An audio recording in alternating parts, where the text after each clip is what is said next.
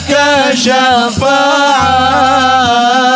وهذا مطلبي. السلام عليكم ورحمة الله وبركاته.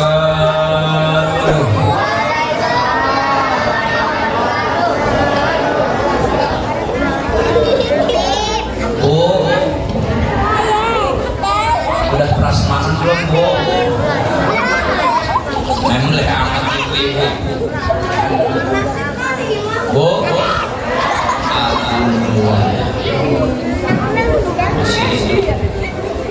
Assalamualaikum warahmatullahi wabarakatuh.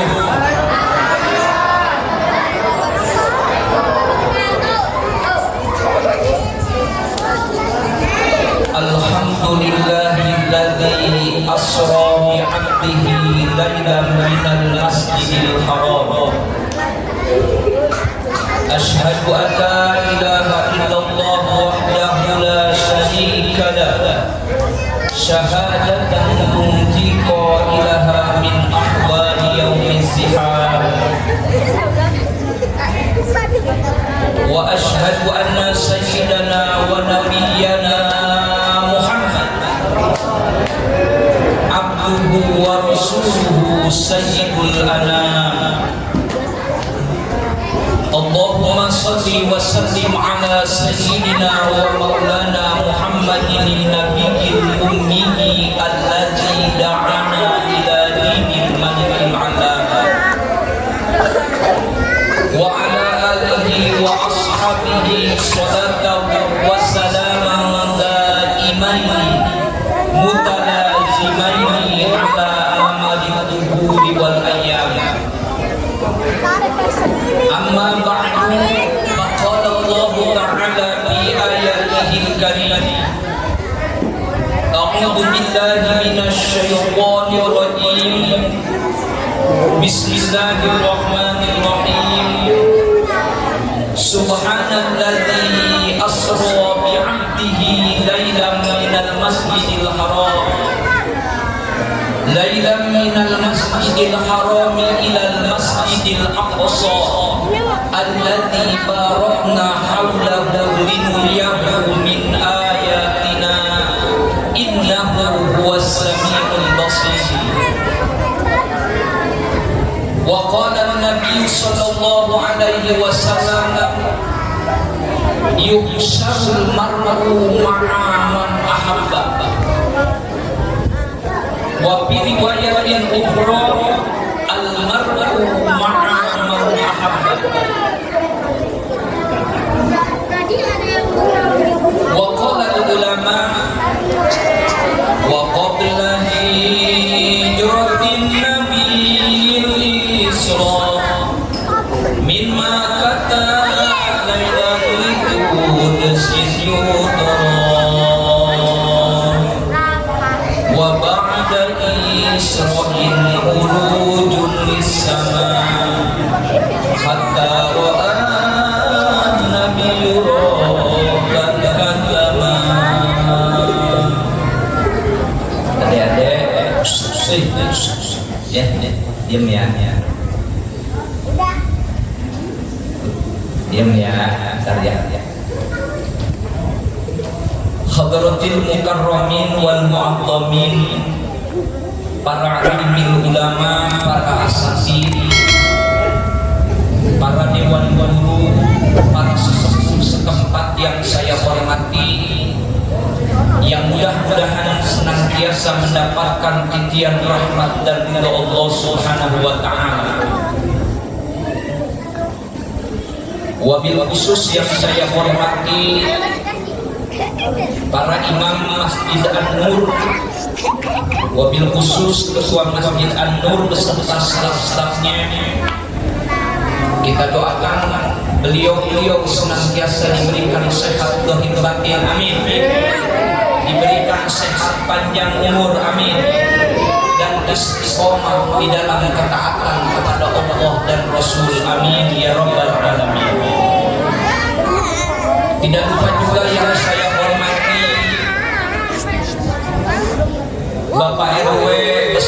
jajaran-jajarannya, Bapak RT serta staf-stafnya. Ada Bapak RT? Bapak RT ada? Alhamdulillah. Kita doakan Bapak RW kita, Bapak RT kita senantiasa diberikan sehat panjang umur, amin, dan diberkahkan oleh Allah Subhanahu wa Ta'ala, amin ya Rabbal. Tidak lupa juga segenap hadirin hadirat yang saya hormati, yang mudah-mudahan semuanya mendapatkan keberkahan, titian rahmat dan ridha Allah Subhanahu wa Ta'ala, amin ya Rabbal alamin. Segala puji bagi Allah Subhanahu wa Ta'ala yang telah menciptakan makhluknya dari ketiadaan. Maha agung Allah Subhanahu wa Ta'ala yang telah menciptakan bumi yang dihiasi dengan indahnya gunung-gunung menjulang tinggi, hamparan lautan yang luas, indahnya sungai-sungai mengalir.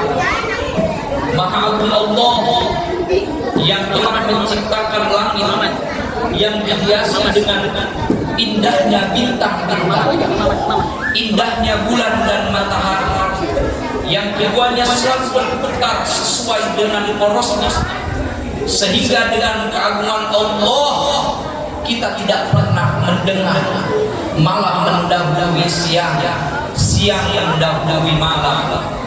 Namun tiada apa-apa di antaranya, itu semua melainkan tanda-tanda keagungan Allah, melainkan tanda-tanda kebesaran Allah Subhanahu wa Ta'ala. Tolong panitia ini boleh dirapirkan. Salawat bertabulkan salam, semoga tercurah kehariban alam, baginda alam makhluk revolusi alam dunia. Beliau adalah hamba yang selalu tersenyum bila berhadapan dengan kawan, dan beliau adalah makhluk yang selalu tersenyum bila berhadapan dengan lawan. Beliau adalah sosok makhluk yang agung, yang dimuliakan oleh Allah Zat yang Maha Agung.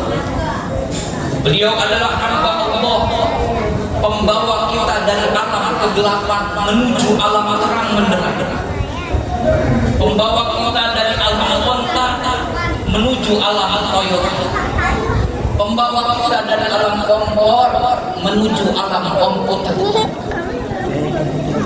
Habibina wa syafi'ina wa maulana Muhammad sallallahu alaihi wa alihi wa sahbihi wa sallam. Tidak lupa juga selawat bertaburkan salam, semoga tercurah kepada para keluarganya, para sahabatnya, baik sahabat Ansor maupun Muhajirin, baik sahabat qarib maupun sahabat ba'id, dan tidak lupa juga kepada kita sebagai umatnya yang mudah-mudahan kelak yaumil qiyamah kita bisa memandang wajah indah Rasulullah, sebagaimana Rasul mengatakan wailul liman lam yaroni yaumal qiyamah, celakalah bagi orang-orang yang tidak bisa memandang wajahnya kelak yaumil qiyamah. Maka pada malam hari ini kita berdoa kepada Allah, mudah-mudahan walaupun mata ini berlumurkan dosa penuh dengan kemaksiatan, mudah-mudahan kelak yaumil qiyamah kita bisa memandang wajah indah Rasulullah, kita bisa mencium tangan indah Rasulullah, dan harapan yang paling besar mudah-mudahan kelak yaumil qiyamah kita diakui sebagai umat Rasulullah yang mendapatkan syafaatul uzma, yaitu pertolongan yang agung dan sempurna dari baginda Nabi Muhammad sallallahu alaihi wasallam. Amin ya rabbal alamin. Bu, Ibu-ibu udah dikasih besek belum ini? Udah Bu, udah kebagian ya? Udah, alhamdulillah. Semangat ya Bu ya. Biasanya pengajian kalau ibu-ibu antusias itu di Jakarta Pak, setiap majelis taklim itu yang banyak ibu-ibu. Di sini sama ya Pak, luar biasa. Oh kalau di Jakarta ibu-ibu luar biasa. Makanya ibu-ibu masa yang sering ngajinya cerdas. Daya ingatnya luar biasa. Makanya kalau orang yang suka ngaji itu kecerdasannya bertambah, daya ingatnya hebat. Makanya bapak-bapak jangan coba-coba berantem sama ibu-ibu. Itu ibu-ibu karena sering ngaji daya ingatnya kuat. Bahkan kalau sudah berantem sama suami, itu peristiwa yang terjadi dengan bapak-bapak 300 tahun yang lalu itu masih ingat Pak. Luar biasa. Kita doakan ibu-ibu yang hadir di sini sore-sore. Amin. Panjang umur, banyak duitnya, amin. Lunas seluruh kreditannya, amin. Ini ibu-ibu yang aminnya kenceng, jelas banyak cicilannya ini ya. Alhamdulillah, pada kesempatan malam yang indah ini, seiring dengan kudrah dan iradah Allah Subhanahu wa taala, hakikat Allah Subhanahu wa taala yang telah mendudukan kita di tempat yang mulia ini, hakikat Allah Subhanahu wa taala yang telah menggerakkan kita menuju tempat yang mulia ini untuk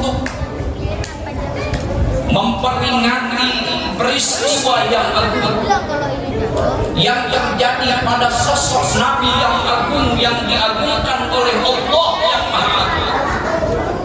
Peristiwa yang mulia yang terjadi pada makhluk yang paling mulia yang dimuliakan oleh Allah dan yang Maha Mulia. Peristiwa yang terjadi yang sebelumnya tidak pernah terjadi peristiwa ini pada nabi-nabi sebelumnya dan pada seluruh makhluk sebelumnya.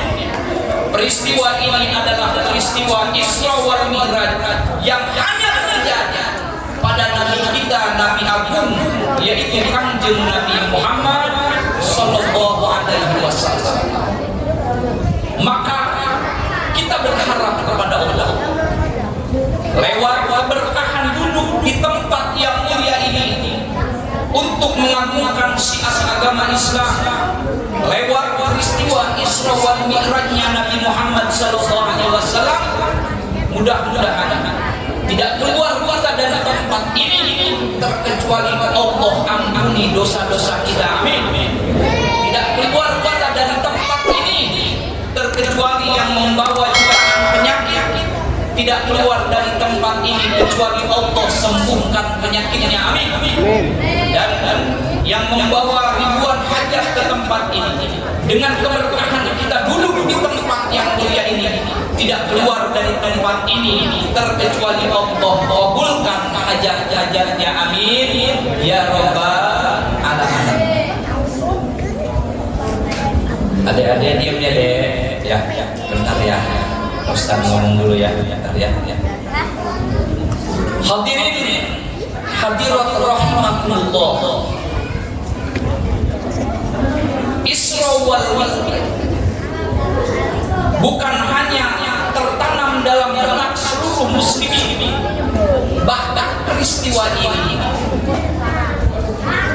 dicatat dalam sejarah yang Allah abadikan di dalam Al-Quran, yaitu surat Al-Isra yang diawali dengan kalimat ta'ajjub. Itu surat Al-Isra diawali dengan subhan. Biasanya menurut ilmu nahwu itu bahwasanya kalimat subhanallah itu menandakan adanya satu ketakjuban, sesuatu yang terjadi yang luar biasa. Makanya kalau kita melihat yang aneh, yang indah Pak ya, kita suka baca subhanallah kan gitu. Nah ini diawali dengan kalimat subhanallah yang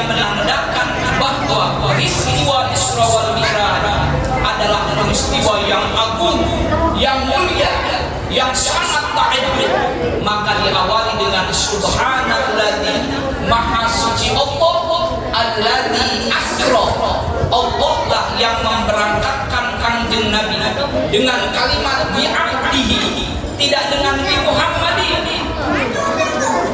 Ada apa nuntah di balik ayat tersebut? Kenapa Allah nggak mengucapkan bi Muhammadin, nggak bi Rasuli, tetapi dengan kalimat abdu bi'abdihi, menandakan bagaimana derajatnya Nabi, di mana orang kalau sudah punya titel Abdullah, menandakan bahwa ini adalah orang yang sudah sempurna pengabdiannya dohir batin kepada Allah Subhanahu wa ta'ala.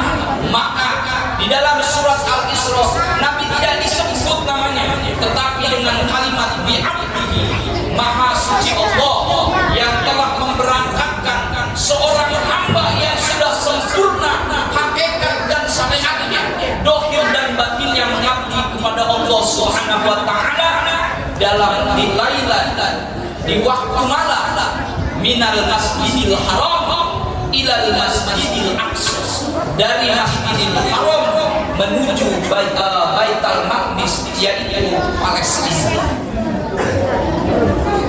Wah, ini luar biasa peristiwa ini. Ini adalah bukti. Biasanya nih Pak, halo Pak, biasanya nih, secara lumus, adakah orang yang benci memberi terhadap yang dibenci? Tidak ada. Enggak. Biasanya ketika kita memberi itu terhadap orang yang kita cintai, kita cinta istri ini, pasti kita pergi kemana bawa oleh-oleh, benar gak Pak? Kita cinta anak, pergi kemana kita bawa anak, bawa oleh-oleh buat anak. Karena apa? Dasar cinta akan menunjukkan kedermawanan kepada orang yang kita cintai. Maka cinta itu luar biasa. Pujangga mengatakan al-hubbu syarrun qatil, cinta adalah racun yang mematikan. Maka kalau cinta sudah melekat, tai kucing rasa. Nah, ini ibu pernah makan tai kucing semua ini. Tai kucing rasa coklat. Nah, itulah cinta. Cinta adalah racun yang mematikan. Makanya Masya Allah, hidup kalau tidak ada cinta nggak indah. Ini di masjid, kalau satu sama lain pengurusnya saling benci-membenci, ini nggak betah di masjid, karena tidak ada cinta di dalam hati satu sama lain tersebut. Maka modal pertama orang ingin hidup tentrem itu tiada lain adalah tumbuhkan rasa cinta, karena di balik cinta akan tumbuh kedermawanan. Begitu juga Nabi Muhammad, orang yang paling dicintai oleh Gusti Allah. Nabi Muhammad orang yang paling dicintai oleh Allah Subhanahu wa ta'ala. Maka Allah dengan cinta yang luar biasa Allah kepada Nabi, maka Nabi pun diberikan satu hadiah yang luar biasa oleh Allah, yaitu di Isra dan di Mi'rajkan. Yang hadiah ini tidak diberikan kepada nabi-nabi sebelumnya, yang hadiah ini tidak diberikan kepada makhluk-makhluk sebelumnya, hanya kepada Nabi Muhammad sallallahu alaihi wasallam. Dengan dasar cintanya Allah kepada kekasihnya Nabi Muhammad sallallahu alaihi wasallam, maka Allah mengisra dan memi'rajkan hakikat Allah ingin bertemu dengan kanjeng Nabi Muhammad sallallahu alaihi wasallam. Nah, inilah maka ketika kita hidup Pak, kalau ingin halo tolong panitia ya. Jadi saya harus kenceng karena ini diamankan dulu Pak, gimana dipisahin pada berantem tuh. Biasa bocah mah jangan digalakin, yang ada dipisahin sama teman.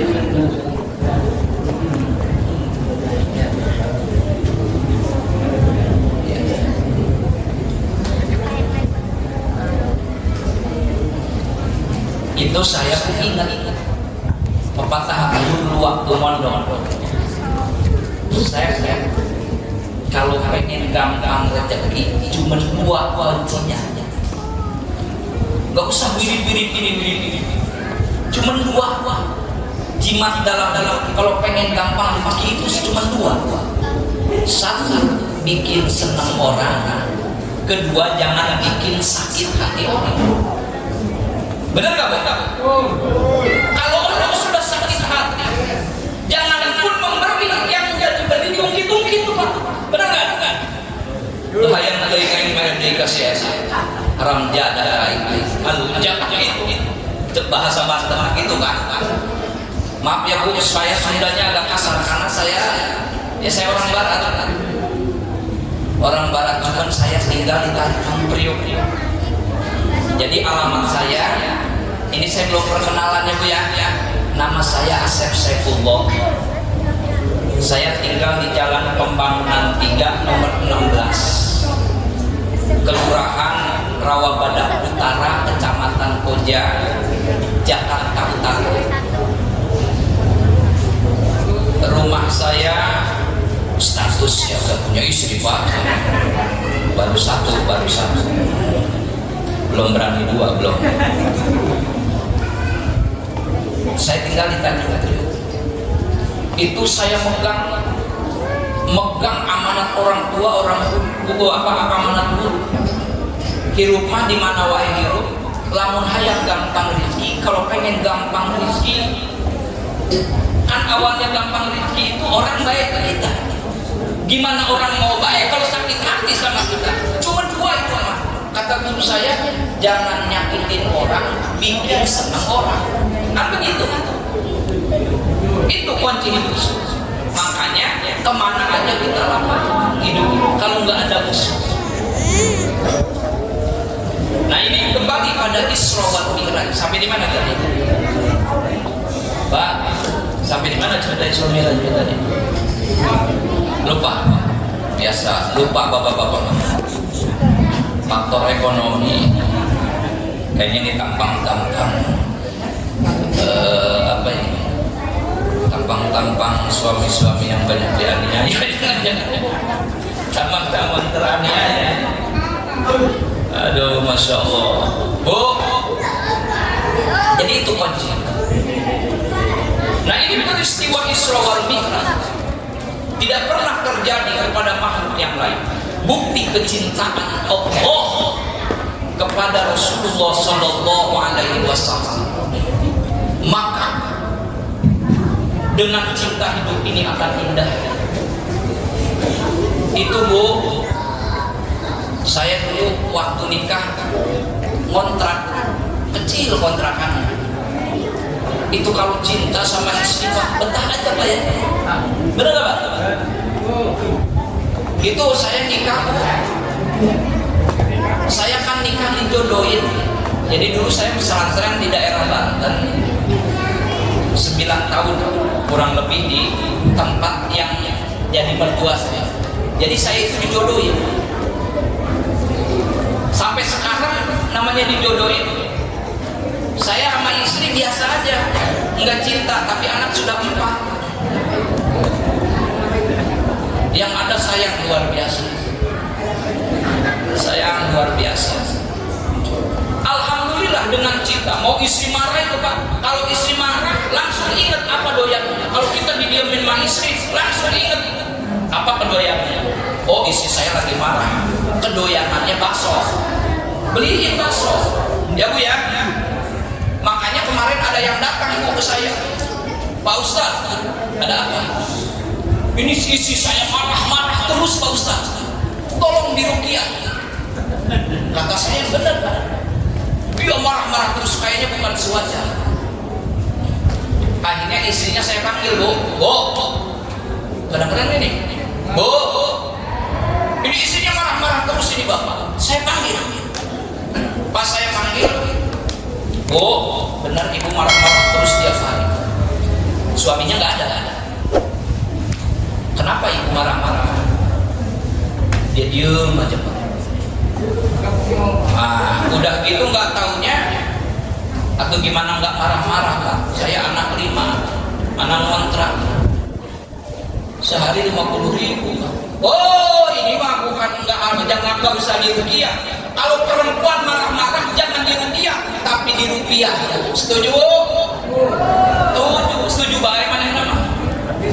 Jadi kalau istri marah-marah Pak jangan dirupiah, tapi dirupiah. Kalau istri sakit panas jangan dibawa ke puskesmas, tapi dibawa ke toko. Setuju Bu? Setuju baik mana nama? Ibu-ibu mah setuju aja. Kalau jurusan Kudus mas udah luar biasa. Ternyata Pak, kata saya kalau suaminya nggak usah dirupiah ya. Biasa sehari berapa? Emang iya saya kasih gocap Pak. Habis saya ngojek sepi. Akhirnya Pak besok ada rezeki minjem kayak gimana kayak kasih 200 sehari. Coba buktiin, bener Pak. Nggak kesurupan lagi nggak mana-mana. Dikasih 200.000 sehari senyum langsung. Tuh. Maka cinta luar biasa. Maka alamatul mahabbah, cinta yang sejati akan menumbuhkan 3 perkara. Yang pertama, cinta akan menumbuhkan keindahan. Bener nggak? Udah. Cinta sejati yang pertama akan menumbuhkan keindahan. Makanya Pak, itu kalau saya melihat di Rawabada, itu di pinggir kali itu ada semak-semak. Tanyain sama kakak saya. Itu kalau malam minggu, masya Allah di situ mana banyak nyamuk, mana bau sampah. Itu orang pacaran di situ banyak. Nah itulah cinta. Walaupun di semak-semak, cinta akan menumbuhkan keindahan. Indah aja. Nah kita juga dulu ya Allah kontrak 2 kali 3 meter di Jakarta dulu Pak. Mana sempit, mana panas, beliau kan deket laut. Tapi karena cinta akan menumbuhkan keindahan. Apapun yang terjadi, kalau didasari dengan cinta, indah saja yang ada. Betul nggak? Yang kedua, cinta akan menimbulkan energi. Itu kalau sudah cinta, ubahnya Bapak jauh dari rumah, yang dari barat, yang dari timur, yang dari selatan. Karena cinta pada Nabi, bergerak, timbul energi, melangkah kedua kakinya ke tempatnya. Dan yang ketiga, cinta sejati akan menumbuhkan pengorbanan. Itu Pak, kalau sudah cinta, jauh pun didatangin. Itu kalau sudah cinta Pak. Kita punya pacar di Lampung, nyebrang laut. Itu ngebelain ngutang duit, pengen ketemu yang kita cintai. Nah itulah cinta. Ketika cinta sudah tumbuh, akan menumbuhkan pengorbanan. Maka inilah hebatnya cinta, akan menumbuhkan sesuatu yang luar biasa. Sebagaimana Nabi dicintai oleh Gusti Allah, diberikan satu peristiwa yang tidak terjadi pada Nabi yang lain, yaitu Isra wal Mi'raj. Terus gimana itu? Latar belakang Isra wal Mi'raj. Dalam Duratun Nasihin, kalau nggak salah itu ada cerita Bu. Jadi langit sama bumi berseteru. Kata bumi, wahai langit, hebat saya mah ada Ka'bah. Ini orang semua tawaf di Ka'bah. Kata langit, oh saya juga nggak kalah. Saya punya Baitul Ma'mur. Jadi itu Bu, Pak, lempengan Ka'bah ke atas itu ada Ka'bah di atas, namanya Baitul Ma'mur. Kalau di bawah ini Baitullah, kalau di atas itu Baitul Ma'mur, tempat tawafnya para malaikat Allah Subhanahu wa Ta'ala. Akhirnya kata si bumi, oh di bawah ada bumi, di atas muka bumi ini ada gunung, ada sungai indah luar biasa. Kata langit, oh saya juga gak kalah, saya punya matahari, punya aras, punya laut, punya kolam.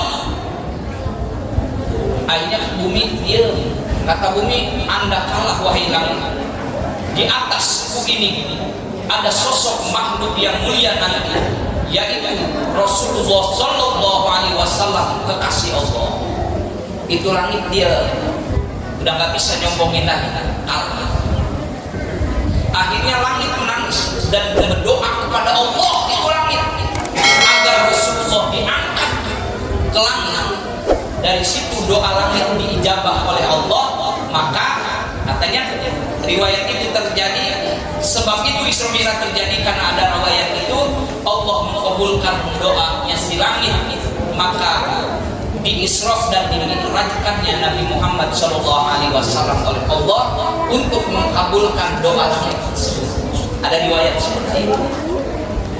Nah, peristiwa Isra adalah perjalanan di waktu malam. Diperjalankannya Rasulullah di waktu malam. Kalau bahasa umumnya mah perjalanan malam, jalan malam. Itu Isra. Dari Masjidil Haram ke Masjidil Aqsa. Nah, ini di dalam Isra'ul Mi'raj itu Nabi lagi duduk di Hijri Ismail. Tahu Pak yang Hijri Ismail ya? Yang pernah umroh, yang pernah haji masih tahu Hijri Ismail. Itu termasuk maqamul ijabah. Hijri Ismail itu orang kalau sholat 2 rakaat di situ berdoa, doanya dikabul. Mudah-mudahan bapak-bapak di sini bisa berangkat haji, berangkat umroh, ibu-ibu ya semuanya ya. Amin ya rabbal alamin. Pengen bu, pengen naik haji bu? Pak, pengen naik haji pak? Amalin surat Yasin setiap maghrib dan subuh. Nah, setelah itu amalin lagi surat Waqiah. Amalin lagi surat apa? Alam Nasrah 11 tadi sholat. Nah, belum naik haji juga surat Tanah. Itu amalin Waqiah tiap subuh sama asar. Baca doanya Allahumma inni as'aluka bihaqqi suratil Waqiah wa asrariha an tuyassira li rizqi wa amri kama yassartahu li katsirin min khalqika ya Allah ya rabbal alamin. Ada shalawatnya. Allahumma shalli ala sayyidina Muhammad sholatan tuballighuna biha hajja baitikal haram wa ziyarata qabri nabika alaihi afdhalus sholati wassalam bi lutfin wa afiyatin wa salamatin wa bulughil maram wa ala alihi wa sahbihi wa barik wa sallim. Doanya Allahumma rzuqna ziyaratal haramain wa sa'adatad darain. Ya. Amal. Nah itu. Nah, ketika Nabi duduk di Hijri Ismail, malaikat Jibril datang. Itu Nabi singkat cerita dibelah. Setelah dibedah kalau bahasa kita, dibawa Nabi ke sumur Jam-Jam, dibelah, dioperasi, dibersihin hati. Padahal Nabi suci, maksum, Nabi mah dari dosa kecil dan dosa besar, dibersihin. Kenapa? Ini menjadikan filosof buat kita, bahwasanya ini Nabi mau menghadap Allah Subhanahu wa Ta'ala harus bersih, suci dohillah. Terus bagaimana filosofnya buat kita? Ketika seseorang ingin ibadah kepada Allah, mau sholat, mau menghadap Allah, dia harus bersih dohir dan batin. Bagaimana mungkin kita masuk ke rumah orang tapi kita berlumurkan kotoran? Bagaimana kata pribumi tersebut? Tar dulu pak, Kang Ade, tar dulu, bebersih dulu lah. Habis gedung sepiteng masuk ke rumah orang, namun ya pasti diusir, benar nggak? Begitu juga seseorang ketika dia sholat Allahu Akbar 5 tahun nggak nanya sama tetangga, 5 tahun benci hatinya sama tetangga, sama orang, sama saudara, sama orang tua, apakah ada harapan ibadah kita diterima oleh Allah? Sedangkan ketika kita takbiratul ihram membawa najis batin di dalam hati kita ketika kita menghadap Allah Subhanahu wa Ta'ala. Ya, orang yang hasud itu, yang benci, jangan dirawat. Hasud itu katanya itu penyakit hasud itu seperti api yang membakar kain. Makanya Bapak, kalau ada orang benci sama kita, biarin aja. Kalau kita lawan dengan kebencian, sama aja kita membesarkan api.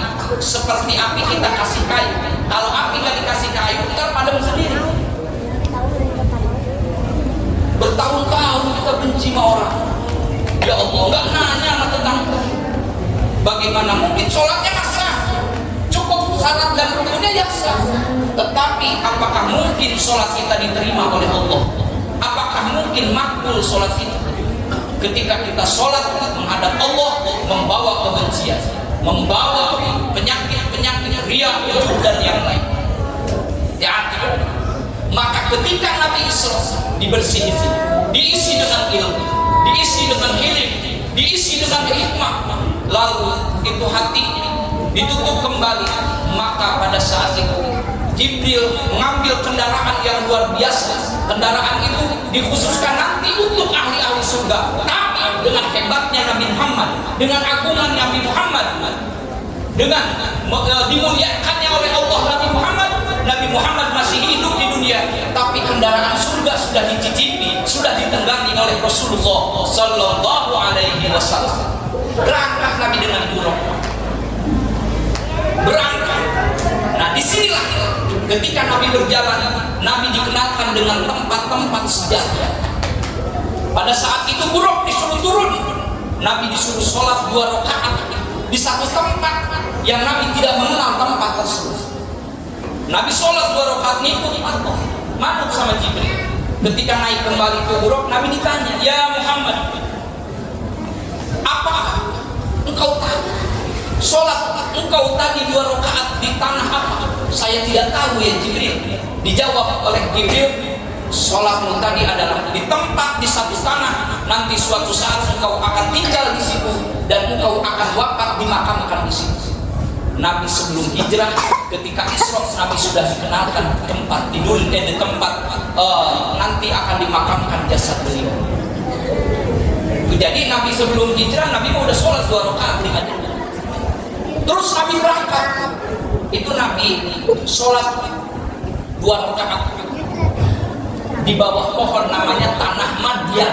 Itu dalam kitab Qissatul Mi'raj dijelaskan, Nabi di Tanah Madian. Di Tanah Madian itu ada pohon gede. Sholat Nabi 2 rakaat di situ.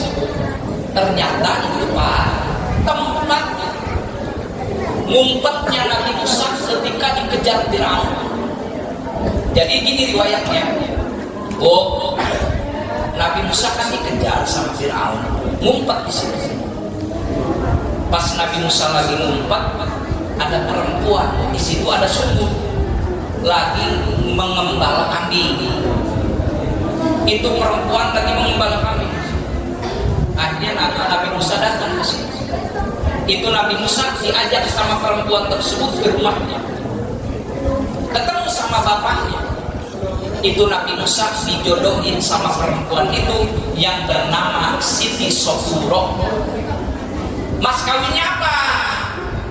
Kalau nggak salah dalam riwayat, Nabi Musa nikah dengan Siti Sofuro, mas kawinnya ngangon kambing 4 tahun. Bapak-bapak kalau mau kawin lagi siap nggak Pak? Suruh ngangon kambing mas kawinnya 4 tahun, siap? Mudah-mudahan. Lah bohong. Ngangon kambing 4 tahun. Itu Nabi Musa. Maka Tanah Madian itu sholat Nabi 2 rakaat di situ, di mana Tanah Madian adalah tempat berlindungnya Nabi Musa pada waktu dikejar-kejar Firaun. Berangkat lagi Nabi sholat 2 rakaat di mana di satu tanah Wulida Isa bin Maryam, tempat dilahirkannya Nabi Isa bin Maryam. Tuh Nabi diperkenalkan tempat-tempat sejarah luar biasa. Nah dari situ datang singkat kata sampai Baitul Maqdis. Itu Nabi ternyata disambut dengan ribuan para nabi dan rasul di situ. 313 rasul sudah menunggu, 24 ribu nabi, 124 ribu nabi sudah menunggu. Dan ruh-ruh para anbiya, para sholihin berkumpul menyambut kedatangan kekasih Allah, yaitu Kanjeng Nabi Muhammad sallallahu alaihi wasallam. Salat malaikat Jibril di Baitul Maqdis 2 rakaat. Setelah salat dengan Nabi, maka malaikat Jibril qomat, langsung didorong itu Nabi oleh malaikat Jibril, disuruh ngimamin para nabi dan para rasul di belakang, mendapatkan makom kemuliaan. Nah, dari situ terjadi setelah sholat Nabi naik yang dikatakan Mi'raj. Diriwayatkan itu Mi'raj itu kan tangga, dan tangga ke tangga itu tangga dihiasi dengan intan mutiara yang luar biasa, yang Nabi injak ketika Nabi Mi'raj. Tangga demi tangga luar biasa indah, terbuat dari intan mutiara, dari yakut yang luar biasa, yang Allah turunkan dari surganya Allah Subhanahu wa ta'ala. Untuk apa? Untuk mengagungkan kekasih Nabi Muhammad SAW. Itu jarak Pak. Jarak dari tangga ke tangganya jaraknya 100 tahun. Makanya luar biasa. Nah, dari situ Nabi berangkat Isra wa Mi'raj. Singkat kata, Nabi bertemu dengan Nabi Adam, Nabi Ibrahim, Nabi Isa, Nabi Idris, dan nabi-nabi yang lainnya. Lalu dari situ Nabi bertemu dengan Allah Subhanahu wa ta'ala. Maka dalam riwayat yang utama, Nabi Mi'raj bertemu dengan Allah bersama sendal. Jadi di antara barang dunia itu diantaranya adalah sendal Nabi yang bisa ikut bertemu dengan Gusti Allah. Nah, dari situ Nabi diberikan hadiah, yaitu sholat 5 waktu. Hati-hati nih pemuda, bapak-bapak, hadirin. Ini sholat, orang yang ninggalin sholat itu minal kaba'ir. Di dalam kitab I'anatul Talibin itu salah daripada Fathul Mu'in, Pak. Kita sholat, Allahu Akbar, habis sholat kita udah takbiratul ihram. Takbiratul ihram ini adalah takbir yang mengharamkan seluruh yang halal. Kalau orang sudah takbiratul ihram, makan halal sudah jadi haram, minum halal haram. Kalau sudah takbiratul ihram, ini lagi takbiratul ihram, tiba-tiba berhenti, nggak ada tutur syarat, maka itu sudah dosa besar. Berhenti di dalam sholat tanpa ada tutur itu minal kaba'ir, dosa gede. Dosa gede Pak. Dosa besar. Oh, luar biasa. Kalau udah ngomongin dosa besar, luar biasa. Kenapa? Karena dia sudah menyambung hubungan Allah dengan Allah, dia putusin, gak ada ujung. Nah, itu termasuk dosa besar. Apalagi ninggalin sholat. Man taraka sholat muta'ammidan faqad kafara jihad. Orang yang ninggalin sholat bukan diancam dosa saja, tapi faqad kafara jihad.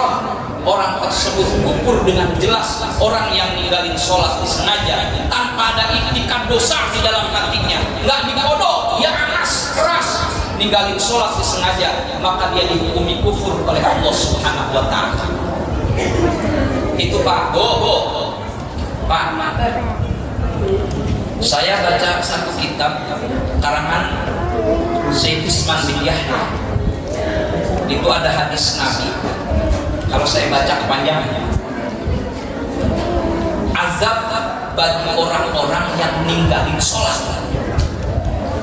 Orang yang tarikus sholat, yang pertama orang tersebut ketika meninggalkan sholat,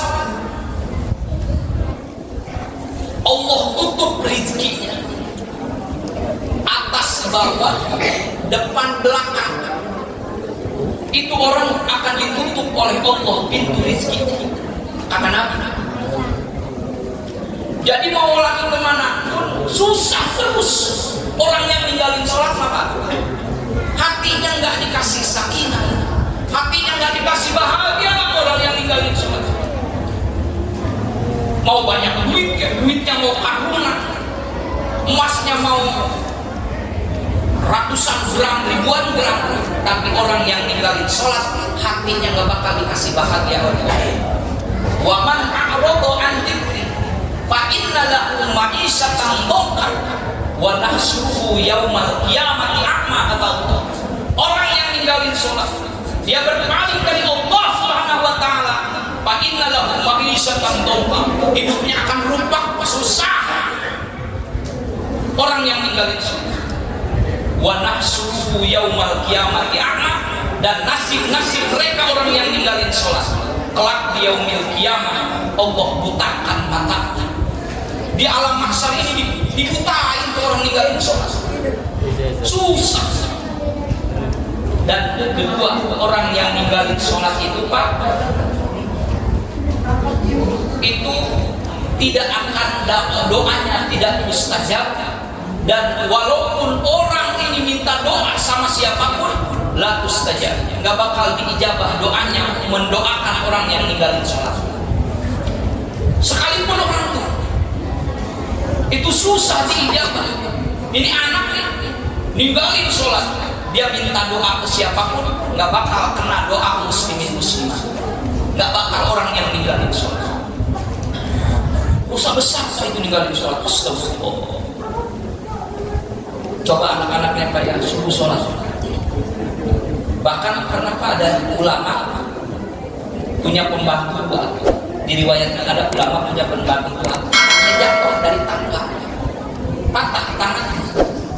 Itu yang ditanya apa? Nggak diomelin pembantunya, enggak. Yang ditanya, dikumpulin pembantunya, keluarganya, siapa di antara kalian yang tadi siang meninggalkan sholat? Akhirnya apa? Pembantunya ngacu, saya tadi ninggalin sholat doang. Ini penyakitnya. Tobat, gara-gara ente anak saya jatuh dari tangga. Kenapa? Karena di dalam satu rumah kalau sudah ada orang yang berani ninggalin sholat, sama saja ini orang lagi ngundang bala, ngundang bencana. Jadi ninggalin sholat itu, dosa ninggalin sholat itu sama aja dia lagi ngundang bala dan bencana. Kita mau berdoa tolak bala, dia mengundang bala. Itu hakikatnya seperti itu. Makanya perbedaan kita sama hewan itu kan tipis. Hewan makan, kita contohnya ginilah, seperti kebo makan nggak Bu? Kita makan, kita makan. Kebo buang air, kita buang air. Kebo punya rumah, kita punya. Cuman bedanya kalau kebo disebut kandang, kalau kita kan rumah. Kan nggak pantas, Pak RT di mana kandangnya? Kan nggak pantas. Nah itu kan. Cuman perbedaannya, manusia sholat, kebo tidak sholat. Makanya ngeri. Ibu-ibu punya suami, ibu-ibunya sholat, suaminya nggak sholat. Malam Jumat ibu-ibunya dikelonin sama suaminya, sama-sama aja dikelonin sama, bukan saya yang ngomong ya.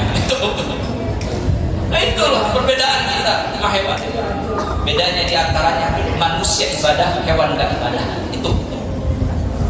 Nah ini Isra wal Mi'raj membuahkan sholat, di mana orang yang meninggalkan sholat tidak akan dapat doanya orang-orang muslim. Sekalipun wali besar mendoakan dia, gak bakal diijabah. Bukan gak mustajab doa wali tersebut, tapi karena besarnya dosa orang ini ninggalin sholat. Dan ada lagi Bu, saya pernah dengar, itu kata Nabi, orang yang ninggalin sholat itu akan diberikan haus yang tidak terhingga dan lapar yang tidak terhingga. Ini mas saya pernah ngalamin Pak, pernah ngalamin ngeliat orang yang sakaratul maut itu mah dikasih aqua yang literan itu 2, nggak cukup. Apa? Haus, diminumin lagi, ngejerit lagi, haus. Saya tanya sama istrinya, saya ingat hadis itu sih.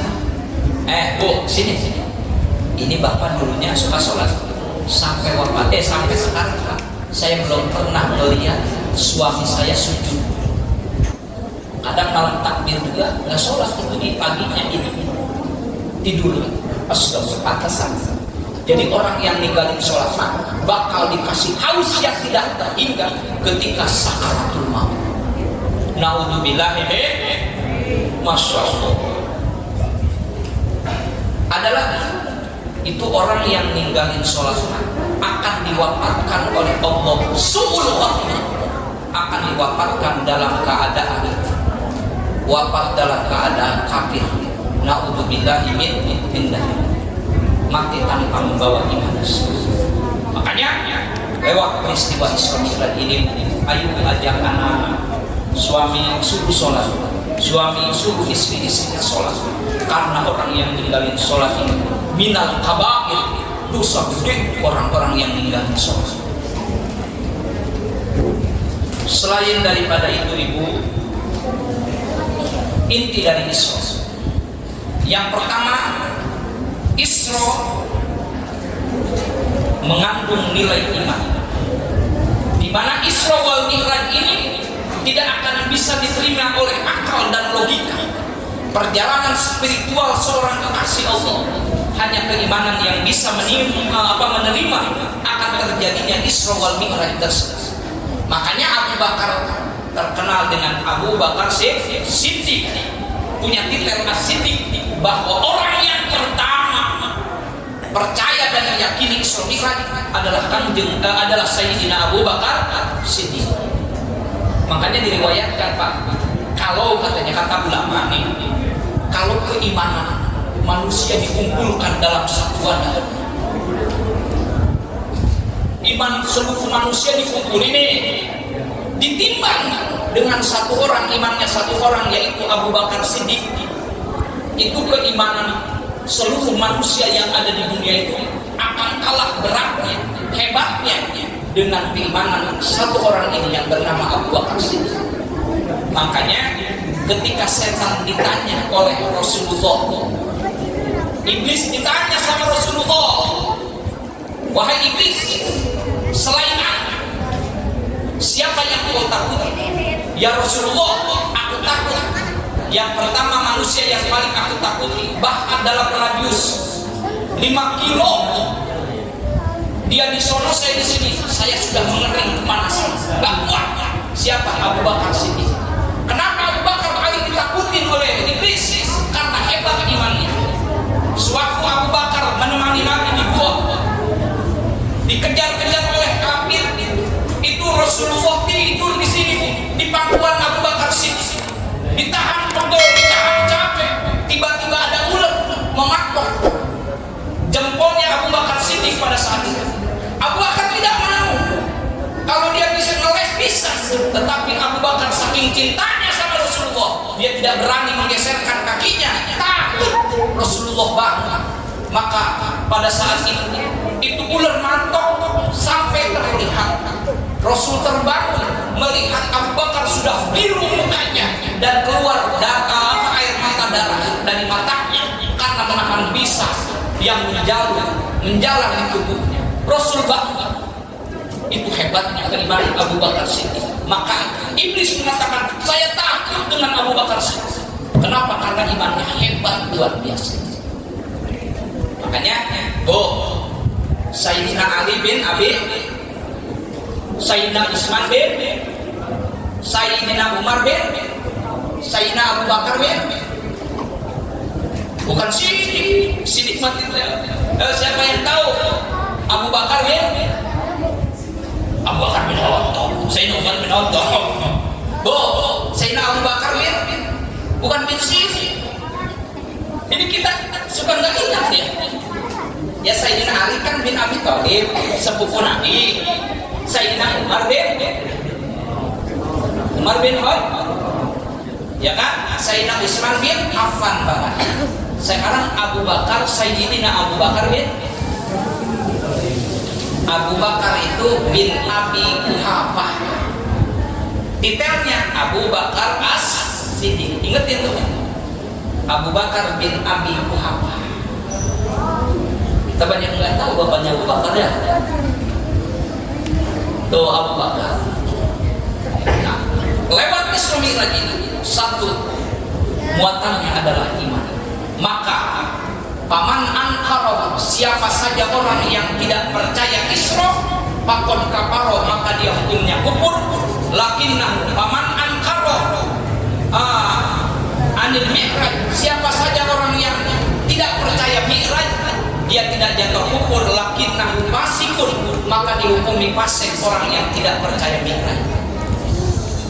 Maka kita harus percaya dengan adanya Isra wal Mi'raj. Yang kedua, muatannya adalah sejarah. Cirinya Nabi diperkenalkan dengan tempat-tempat sejarah waktu disebut. Jangan sekarang, jangan apalagi di Mekah. Itu tempat sejarah para sahabat dulu dihancurin, dihabisin sama orang-orang Wahabi, benar nggak? Nah, kita datang ke tempat Wali Songo. Intinya sudah dicontohkan oleh Nabi. Kita sholat di Masjid Sunan Ampel, kita ziarah kepada Sunan Ampel, kepada Wali Songo yang lainnya, menandakan sudah dicontohkan oleh Nabi bahwa Nabi pun diperkenalkan tempat sejarah, tempat perjuangan orang-orang yang menegakkan Islam. Sebagaimana Nabi diperkenalkan tempat lahirnya Nabi Isa, sebagaimana Nabi diperkenalkan dengan tempatnya Nabi Musa, yang mana Nabi Isa, Nabi Musa, mereka adalah orang-orang yang memperjuangkan tauhid la ilaha illallah Muhammadur Rasulullah. Tuh. Dan yang ketiga, selain daripada Isra Mi'raj ini, muatannya adalah tauhid, keimanan, dan sejarah. Isra Mi'raj ini adalah muatannya adalah sholat, yaitu sarana kedekatan seorang hamba dengan Gusti Allah Subhanahu wa Ta'ala. Hadirin hadirat rahimakumullah, ini kita sebentar lagi Pak ya mau mendekati bulan suci Ramadan ya. Kita saling memaaf-maafkan. Tujuannya jangan ada sedikit pun penyakit hati, kebencian kita satu sama lain. Apalagi kita di dalam masjid ini banyak cobaannya Pak, orang yang muatin masjid itu. Maka belajar luruskan hati kita kepada Allah. Dan saya amanatkan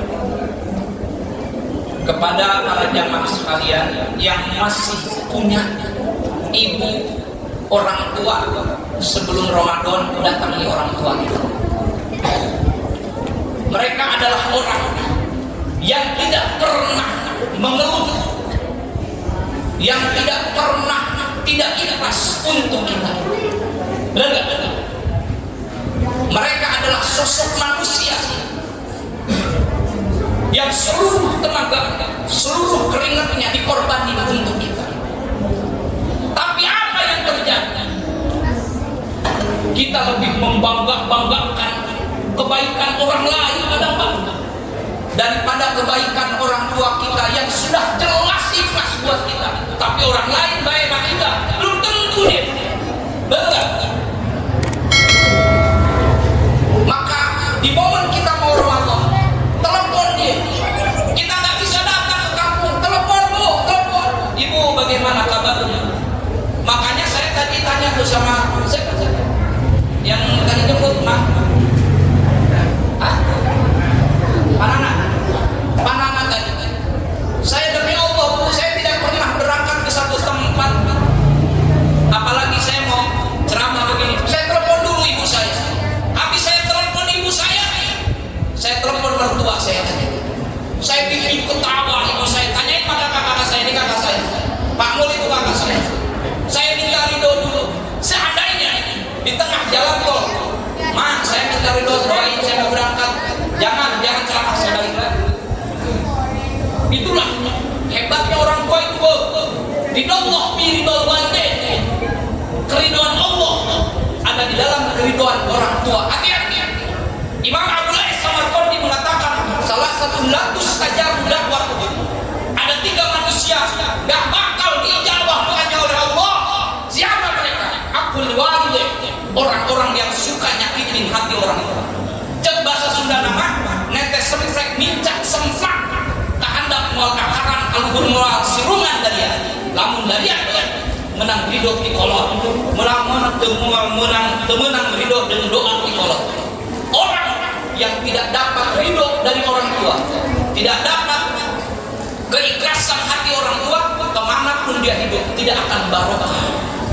Latus saja mudah waktu ngejerit sampai kedengeran ke langit ke-7. Doa kita tidak akan diijabah oleh Allah kalau kita masih ada hati buruk kepada orang tua.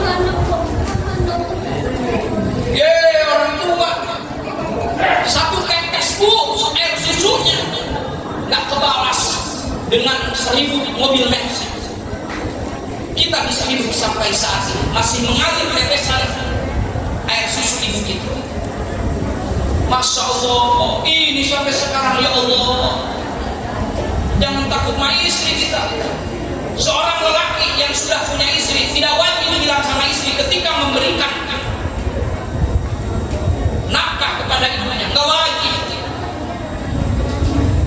Maka ibu-ibu, adik-adik ketika punya suami yang dia luar biasa hikmah sama ibunya, ketika seseorang perempuan yang punya suaminya luar biasa kepada ibunya, Anda harus bangga.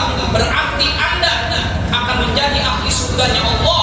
Berarti Anda mempunyai suami yang dapat ridho dari Allah. Kalau rumah tangga dua-duanya sudah mengabdi dan tunduk patuh kepada orang tua, maka insya Allah hidupnya dunia dan akhirat akan barokah.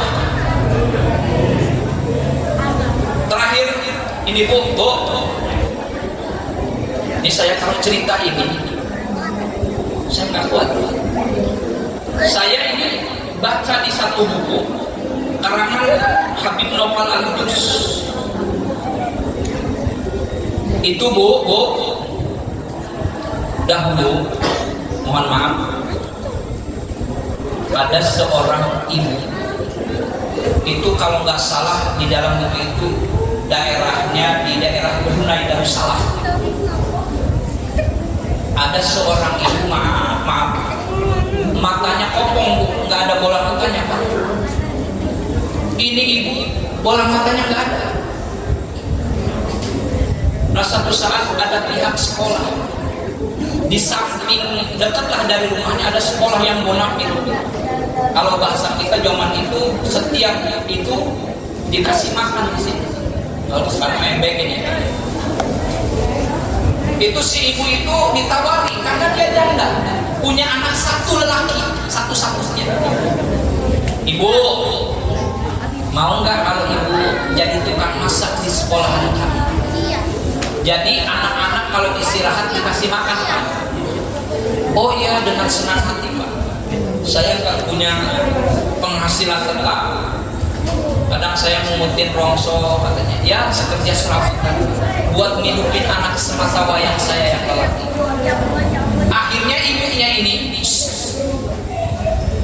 Akhirnya ibu ini Pak berangkat ke sekolahan dari pagi subuh udah masak, nanti sore pulang.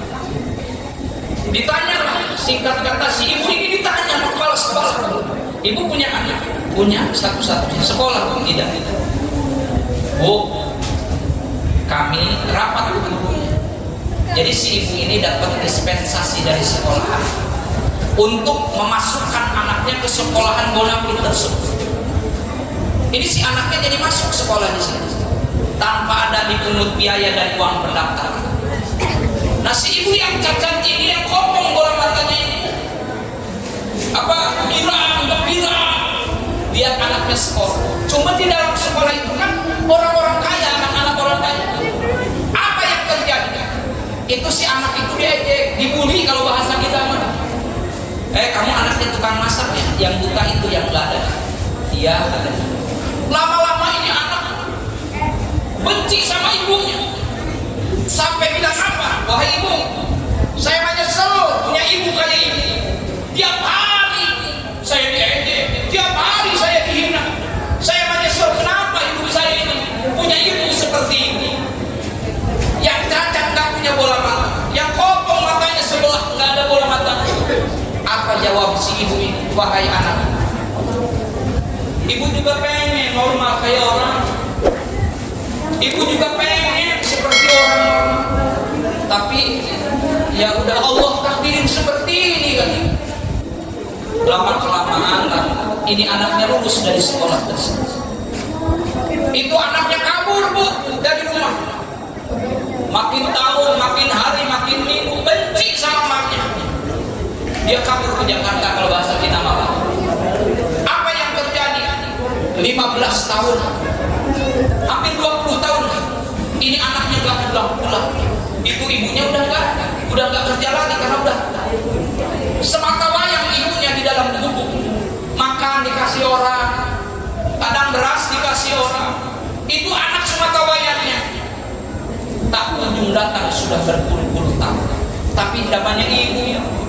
tiap malam ibadah, ngedoain anak, ya Allah jadikan anak saya ini orang yang soleh. Itu sih. Suatu saat ada reuni, Pak. Ada reuni. Ibunya datang ke temennya yang dekat dari sini.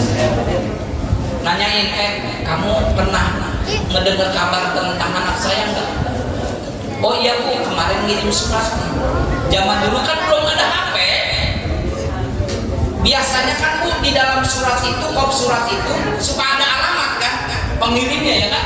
Dulu itu suka begitu. Itu sama si ibu ditulis Pak, alamatnya. Itu si ibu minjem duit ke tetangga, ngumpulin rongsokan, dijual, minjem duit, beli, bikin makan. Yang karena ibu makan suka tahu kesukaan anak ya, dikumpulin itu duit, dibeliin makanan, dibikin makanan. Itu si ibu berangkat ke kota, mau nyusul alamat si anak tersebut, mau nyusul alamat si anak semata wayangnya yang dia cintai, yang dia doain siang dan malam. Berangkat ke Jakarta dengan alamat lengkap. Pas diketuk pintunya sampai rumahnya, apa? Keluar anak kecil dua, nggak taunya anaknya udah nikah. Anaknya udah nikah, Pak. Apa yang terjadi? Si anaknya lari takut melihat nenek-nenek cacat, nggak ada bola mata. Bapak, ada nenek-nenek takut. Pas keluar anaknya, kan namanya firasat ibu mata itu. Oh ini anak saya benar, anak saya benar. Apa si bapak tersebut bilang? Siapa? Bu, ada apa kesini? Siapa ibu? Nah, saya ini ibu. Saya tidak pernah punya ibu seperti ini. Akhirnya dikasih duit, disangkanya ini ibunya ini tukang pengemis, tukang minta. Akhirnya ibunya itu makanan dibawa lagi pulang. Di tengah jalan apa? Itu jalan dari rumah anaknya sampai ke rumahnya tidak terlihat, ketutup dengan air mata sedih. Itu ketutup dengan air mata sedih. Itu ibunya sakit hatinya karena nggak dianggap seibu oleh anaknya tersebut. Tapi ibunya nggak putus asa, ngedoain tahajud. Ya Allah, jadiin ini anak yang soleh, ya Allah. Selamatkan dia dunia akhirat, ya Allah. Berganti bulan kedengar kabar ibunya bahwa akan ada reuni di sekolah. Nah, nggak taunya reuni angkatan anaknya, Pak. Tiba-tiba ibunya ngumpulin duit, ngutang ke tetangga. Siapa tahu kan sekolahan dekat, anaknya ini mampir, sudah puluhan tahun nggak datang ke rumah. Apa yang terjadi? Kumpulah ini reuni. Dari pagi ibunya nunggu nggak datang, sampai siang anaknya nggak datang, sampai sore menjelang maghrib tak kunjung datang anaknya tersebut. Maka di hari itu pula Allah Subhanahu wa Ta'ala mencabut nyawa ibu tersebut. Maka di hari itu si ibu yang soleh tersebut wafat, meninggalkan dunia. Maka terdengar kabar, teman-teman, kata siswa, ibu yang tukang masak dulu meninggal. Kan ibu kamu betul. Itu si anaknya, Bu, Pak. Dia datang ke rumahnya dengan rasa malu, bukan pengen ketemu orang tua. Malu sama teman-temannya datang, terus dia pun datang ke situ ke rumah ibunya. Pas dilihat, dibuka pintu, sudah terkujur kaget seorang ibu yang soleh di dalam gubuk yang amat sangat sederhana. Apa yang terjadi? Di tangannya ibunya tersebut memegang sepucuk surat, diambil oleh anaknya. Apa dalam surat tersebut? Assalamualaikum wahai anak yang aku cintai. Dari semenjak lahir, kecintaanku tidak akan punah kepadamu wahai anakku sampai menjelang ajal. Namun selama engkau hidup, ibu mohon maaf karena ibu sudah membuat malu engkau. Engkau sekolah dihina sama teman-teman. Engkau setiap hari diejek, dihina, dibully oleh teman-teman karena mempunyai ibu seperti ibu yang cacat seperti itu. Dan ibu bangga wahai anak, karena engkau hidup dalam keadaan normal, bisa memandang indahnya alam dunia, bisa memandang dengan sempurna pernak-pernik warna yang ada di dunia ini. Tapi ketahuilah olehmu wahai anak, ketika engkau kecil terjadi kecelakaan yang dahsyat, ayahmu meninggal, engkau menderita sebagai yatim, berpuluh-puluh tahun engkau hidup dengan ibu, dan engkau pun merasa tersiksa karena punya ibu yang cacat yang tidak ada bola mata. Ketahuilah wahai anakku, ketika engkau kecelakaan dengan ayahnya, matamu hancur wahai anakku. Ketahuilah bola mata yang ada di sebelah kirimu adalah bola mata ibu yang ibu donorkan untukmu. Ibu ikhlas, ibu ridha wahai anakku. Masya Allah, sampai mati gak ngomongin jasa ibu kepada anaknya. Makanya hati-hati, yang pasti punya ibu hati-hati, jangan sembarangan. Kedudukan orang tua nomor 2. Di dalam Al-Quran disebutkan, wa'budu rabbakum wa la tusyriku bihi syai'an wa bil walidaini ihsana. Wahai manusia, beribadahlah kepada Allah. Setelah itu jangan kau musyrik. Setelah itu apa? Wa bil walidaini ihsana. Berbuat baiklah kepada kedua orang. Maka dengan momen Isra wal Mi'raj ini, marilah kita bersama-sama meningkatkan keimanan dan ketakwaan kita kepada Allah, tumbuhkan rasa cinta kita kepada Allah Subhanahu wa taala dan Rasul. Ini bulan-bulan Sya'ban, di mana bulan ini adalah bulan diturunkannya perintah bersolawat kepada Nabi. Banyakin solawat kepada Rasulullah sallallahu alaihi wasallam, di mana kata Nabi, orang yang bersolawat sebanyak-banyaknya kepada Nabi Muhammad sallallahu alaihi wasallam akan diangkat rasa bingung, rasa susah, rasa sedih ketika orang yang banyak bersolawat kepada Nabi Muhammad sallallahu alaihi wasallam. Dan yang terakhir, cintai orang tua kita. Berapa ribu liter tetesan air mata orang tua yang telah kita jatuhkan? Berapa ribu liter tetesan air mata orang tua yang telah kita turunkan dari kedua matanya? Berapa juta kali, ribu kali orang tua kita menangis, orang tua kita sakit hati. Wajar saja doa kita tidak diijabah oleh Allah. Wajar saja hidup kita sempit. Wajar saja kita tidak diberikan kesenangan hati oleh Allah Subhanahu wa taala karena ada ganjalan apa? Dosa durhaka kita kepada orang tua. Mudah-mudahan kita dijadikan oleh Allah orang-orang yang selalu mencintai orang tua kita, sebab tidak akan turun ridha Allah tanpa ada ridha kedua orang tua kita.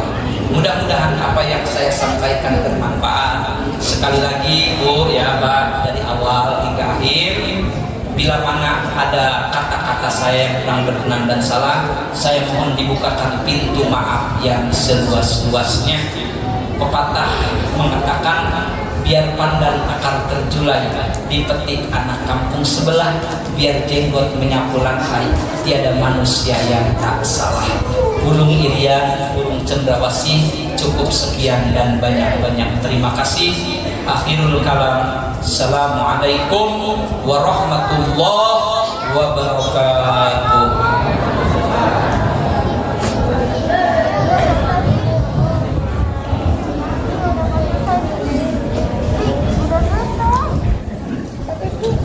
Alhamdulillah, seluruh rangkaian acara telah kita ikuti bersama. Kami selaku MC mengucapkan terima kasih kepada seluruh pihak yang telah membantu terselenggaranya acara ini, serta kepada seluruh hadirin yang telah mengikuti acara dengan kita. Apabila dalam memandu acara ini terdapat kata-kata yang kurang berkenan, kami mohon maaf yang sebesar-besarnya. Akhir kata, marilah kita tutup acara ini dengan membaca hamdalah bersama-sama. Alhamdulillahirabbil alamin. Wassalamualaikum warahmatullahi wabarakatuh. Para jemaah sekalian, marilah kita angkat kedua tangan kita untuk bermunajat kepada Allah Subhanahu wa taala. Mudah-mudahan doa kita pada malam hari ini, dengan keberkahan kita duduk di tempat yang mulia ini, doa-doa kita diijabah oleh Allah Subhanahu wa taala. Amin ya rabbal alamin. Namun sebelum doa, sejenak kita hilangkan rasa takabur kita, rasa ujub kita, merasa besar dengan harta, merasa besar dengan kedudukan, merasa besar dengan ilmu, yang semua itu menghambat akan diijabahnya, kabulnya doa-doa kita. Bismillahirrahmanirrahim. Alhamdulillahi rabbil alamin. Allahumma salli ala sayyidina Muhammad wa ala ali sayyidina Muhammad. Allahumma ighfir lana dhunubana wa liwalidina warhamhum kama rabbawna shighara. Allahumma inna nas'aluka ridhaka wal jannah wa na'udzu bika min sakhatika wan nar. Allahumma barik lana bi Rajab wa Sya'ban wa ballighna Ramadan. Allahumma anfa'na bima 'allamtana wa 'allimna ma yanfa'una wa zidna ilman wa yaqina. Allahumma ij'al jam'ana hadha jam'an marhuma wa tafarruqana min ba'dihi tafarruqan ma'sum. Wahai Allah yang Maha Menentukan, wahai Allah yang Maha Agung, pada malam hari ini kami angkat kedua tangan kami ya Allah, menandakan kami butuh Engkau wahai Allah, yang selama ini kami penuh dengan rasa ujub, rasa besar, merasa besar dengan jabatan, merasa besar dengan banyaknya harta, merasa besar dengan banyaknya ilmu, yang semua itu adalah titipan dari Engkau yang suatu saat akan sirna di hadapan kami. Wahai Allah, ampuni seluruh dosa dan kehilapan kami wahai Allah. Ampuni dosa ujub kami, dosa riya kami, dosa takabur kami, dosa hasud kami. Wahai Allah, Engkau hanya adalah Tuhan yang Maha Pengampun. Wahai Allah, kemana doa kami akan diampuni terkecuali Engkau yang Maha Ghafur. Wahai Allah, ampuni sebesar apapun dosa kami, sebesar apapun kehilapan kami. Ya Allah, ampuni dosa ibu bapa kami wahai Allah. Ibu kami yang sudah ada di dalam kubur, ibu kami yang sudah dibaringkan di dalam kuburmu wahai Allah. Ibu kami, bapa kami yang sudah diciumkan ke dalam tembok kuburmu wahai Allah. Mereka menanti syafaat, mereka menanti maghfirah, maka hujani kubur-kubur mereka dengan ampunanmu ya Allah. Ya Allah, ampuni dosa kami kepada mereka ya Allah, yang selama ini wahai Allah kami sudah banyak menyakiti hati mereka, yang selama ini wahai Allah ibu kami, bapak kami sering menangis masa hidupnya gara-gara kami ya Allah, gara-gara kezaliman kami kepada mereka wahai Allah. Maka ampuni dosa kami kepada mereka wahai Allah. Ya Allah, seringkali kami membanggakan kebaikan orang lain yang belum tentu ikhlas kepada kami. Kami sering lupa kebaikan ibu bapak kami. Wajar saja kami hidup kami kurang berkah, wajar saja hidup kami kurang barokah, wajar saja hidup kami kurang berkah, karena terlalu banyak dan terlalu berat dosa yang telah kami perbuat wahai Allah kepada mereka. Ya Allah, kami tidak tahu apakah seusai ini, apakah besok lusa ajal menjemput kami. Ya Allah, berikan kesempatan wahai Allah sebelum ajal menjemput kami, kesempatan terlebih dahulu untuk bisa menikmati indahnya taubat ya Allah. Kami tidak akan kuat menahan siksa kubur. Ya Allah, kami tidak akan kuat menahan siksa sakaratul maut wahai Allah, karena terlalu banyak dan besar dosa-dosa yang telah kami perbuat. Maka wahai Allah, sebelum wafat ya Allah, ampuni dosa-dosa kami terlebih dahulu. Berikan kesempatan kami untuk taubat, berikan kesempatan kami untuk ibadah wahai Allah. Ya Allah, wafatkan kami husnul khatimah dimanapun kami wafat wahai Allah. Sedang apapun kami ketika ajal menjemput kami, wafatkan kami membawa iman Islam. Ya Allah, berkahkan hidup kami wahai Allah. Ya Allah, berkahkan hidup kami ya Allah. Solehkan dan solehkan keturunan-keturunan kami ya Allah. Nasib senang dan susahnya kami di hari tua tergantung soleh dan tidak solehnya putra putri kami. Kami tidak mau wahai Allah ketika kami di hari tua kami diazab, kami disiksa oleh anak-anak kami yang tidak soleh. Wahai Allah, pada malam hari ini kami memohon ya Allah, solehkan dan solehkan keturunan-keturunan kami, anak cucu kami ya Allah, biar kelak wahai Allah di hari tua kami bisa bahagia memandang keturunan-keturunan kami solihin dan solihah. Rabbana hab lana min azwajina wa dzurriyyatina qurrata a'yun waj'alna lil muttaqina imama. Rabbana atina fid dunya hasanah wa fil akhirati hasanah wa qina adzabannar. Wa sallallahu ala sayyidina Muhammadin nabiyyi wa ala alihi wasallam. Walhamdulillahi rabbil alamin. Astaghfirullah.